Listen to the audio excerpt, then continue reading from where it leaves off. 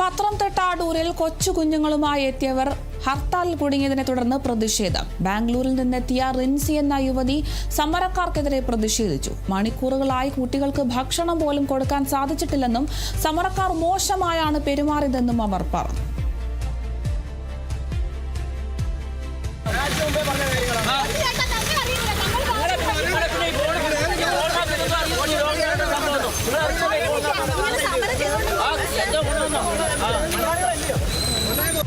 അവരിപ്പോ പറഞ്ഞ കേട്ടില്ലേ, നിങ്ങൾ കണ്ടില്ലേ, ന്യൂസ് കണ്ടില്ലേ, നിങ്ങൾ അത് കണ്ടില്ലേ, ഇത് കണ്ടില്ല, നമ്മൾ കണ്ടു, സമ്മതിച്ചു. അറ്റ്ലീസ്റ്റ് ഒരു മര്യാദ ഇല്ലേ?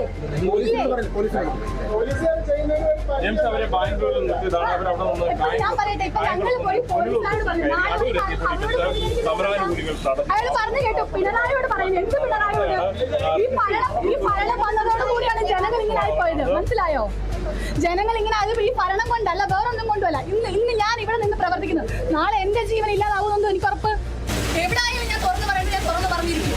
ഹർത്താലുകാരോട് നമുക്ക് പ്രത്യേകിച്ച് ഒന്നും പറയാം, അവര് ചെയ്യട്ടെ. നാളെ ഒരു കാലത്ത് നമുക്കും അവർക്കും ഇതുപോലെ സാഹചര്യമാണെന്ന് എന്തുണ്ടായി?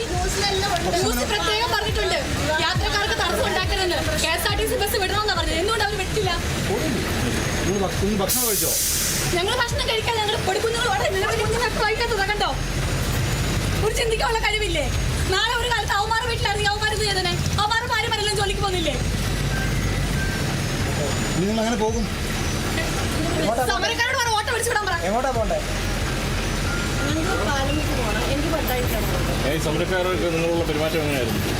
ഞങ്ങൾ ഇങ്ങോട്ട് വന്നപ്പോ തടഞ്ഞു നിർത്തിയപ്പോ എന്തോ ഡ്രൈവർ വന്നപ്പോ പറഞ്ഞു വിട്ടു. ഞങ്ങളൊന്നും വിവരങ്ങളുമായി പ്രസാദ് MJ നമുക്കൊപ്പം ചേരുന്നുണ്ട്. പ്രസാദ്, ഇപ്പോൾ വളരെ ഗുരുതരമായ ഒരു വിഷയം തന്നെയാണ് ഇപ്പോൾ ഉണ്ടായിട്ടുള്ളത്. ഹർത്താലിൽ കുടുങ്ങി കൊച്ചു കുഞ്ഞുങ്ങളുമായി എത്തിയ ഒരു സ്ത്രീയാണ് ഇത്തരത്തിൽ ഹർത്താലിൽ കുടുങ്ങിയതിനെതിരെ വലിയ രീതിയിൽ പ്രതിഷേധിക്കുന്നത്. വിവരങ്ങൾ എങ്ങനെയാണ്? അരുണിമ, നമ്മളിപ്പോൾ ഈ ദൃശ്യത്തിൽ കാണുന്ന പോലെ തന്നെ ഈ ബാംഗ്ലൂരിൽ നിന്നും നമ്മുടെ നാട്ടിലേക്ക് ഈ ടൂറിസ്റ്റ് ബസ്, അതായത് യാത്രക്കാരെ കൊണ്ട് വരുന്ന എല്ലാ ദിവസവും ബാംഗ്ലൂര്, കോയമ്പത്തൂര്, ചെന്നൈ, മധുര, അങ്ങനെ അന്യ സംസ്ഥാനങ്ങളിലേക്ക് പോകുന്ന വാഹനങ്ങളെല്ലാം ഈ ടൂറിസ്റ്റ് ബസ്സിലേക്കാണ് വരുന്നത്. അപ്പം ഇന്നലെ ബാംഗ്ലൂരിൽ നിന്നും യാത്ര തിരിച്ച ഒരു സ്ത്രീയും 2-3 കുട്ടികളും അടങ്ങുന്ന അവര് അടൂരിലേക്ക് വരുന്ന വഴിയായിരുന്നു. പക്ഷെങ്കിൽ ഹർത്താലാണെന്നുള്ളത് അവർ അറിയാതെയാണ് ടിക്കറ്റ് ബുക്ക് ചെയ്ത് വണ്ടിയിലേക്ക് കയറുന്നത്. അപ്പം കേരളത്തിലെത്തിയതിനു ശേഷം അവർക്ക് അവിടെ മുതൽ തന്നെ ഹോട്ടലുകളെല്ലാം അടഞ്ഞു കിടക്കുകയായിരുന്നു. അടൂരിലെത്തിയപ്പോഴാണ് ഈ സമര അനുയായികൾ ഈ വണ്ടി തടയുകയും അവരെ ബാക്കിയുള്ളവരെല്ലാം നിർബന്ധപൂർവ്വം ഇറക്കുകയോ ഒക്കെ ചെയ്തതിന്റെ വികാരഭരിതമായിട്ടാണ് മാധ്യമങ്ങളോട് അവര് പൊട്ടിക്കരഞ്ഞുകൊണ്ടാണ് അവര് ഈ ഹർത്താലിന് എതിരെ പ്രവർത്തിച്ചത്. കാരണം അവിടെ അടൂരിൽ ഇറങ്ങിയ ശേഷം കടകളെല്ലാം അടഞ്ഞതിന് ശേഷം അവർക്ക് കുഞ്ഞുങ്ങൾക്ക് ആഹാരമോ ഒരു വെള്ളം പോലും കൊടുക്കാനുള്ള ഒരു സാഹചര്യമില്ലായിരുന്നു. നിലവിലുള്ള വ്യവസ്ഥയ്ക്കെതിരെയും മുഖ്യമന്ത്രിയുടെ പേര് പറഞ്ഞാണ് ഇതിനെതിരെ പ്രതികരിക്കണമെന്നും ഇങ്ങനെയുള്ള ഈ ഹർത്താലുകൾ എന്തിനാണെന്നും ഈ കർണാടകത്തിലാണെങ്കിൽ ഇങ്ങനെയുള്ള ഒരു സംഭവം പോലും നമുക്ക് ഹർത്താലിൽ നിന്ന് അറിയാൻ പോലും കഴിയത്തുമെന്നുള്ള കാര്യങ്ങളാണ് അവർ മാധ്യമങ്ങളോടെല്ലാം പറഞ്ഞത്. ഇതിനോടൊപ്പം തന്നെയാണ് ഈ സമരത്തിന് ആഹ്വാനം ചെയ്തവർ വാഹനങ്ങൾ തടയുകയില്ലെന്നും കടകമ്പോളങ്ങൾ അടക്കിയില്ലെന്നൊക്കെയാണ് ഇന്നലെ തലേദിവസം നമ്മളെ മാധ്യമങ്ങളുടെ എല്ലാം അറിയിച്ചത്. പക്ഷെങ്കിൽ അതിന് വിപരീതമായിട്ടാണ് ഈ ദളിത് ആക്ഷൻ കൗൺസിലും മറ്റ് 34 സംഘടനകളും ഈ ആഹ്വാനത്തിന് ഘടകവിരുദ്ധമായിട്ടുള്ള ഈ വാഹനങ്ങളും KSRTC വാഹനങ്ങൾ ഉൾപ്പെടെയുള്ളവ എല്ലാം തടയുന്ന ഒരു സ്ഥിതിവിശേഷം പത്തനംതിട്ട ജില്ലയിൽ സമാനമായിട്ടുള്ളത്. ഇന്ന് രാവിലെ തന്നെ തിരുവല്ലയിൽ ക്യാൻസർ രോഗിയുമായി കോട്ടയം മെഡിക്കൽ കോളേജിലേക്ക് പോകുന്ന ഒരു വാഹനം തിരുവല്ലയിൽ തടയുകയും രോഗിയുടെ കൂടെ പോകുന്നവരുമായിട്ടുള്ള വാക്കുതർക്കവും ഉണ്ടാകുകയും ഉടൻ തന്നെ സംഭവം പറഞ്ഞ സ്ഥലത്തെത്തി പോലീസാണ് അവരെ അനുനയിപ്പിച്ച് വാഹനം കടത്തിവിടാനുള്ള ക്രമീകരണങ്ങൾ ഒക്കെ തന്നെ ഉണ്ടായത്.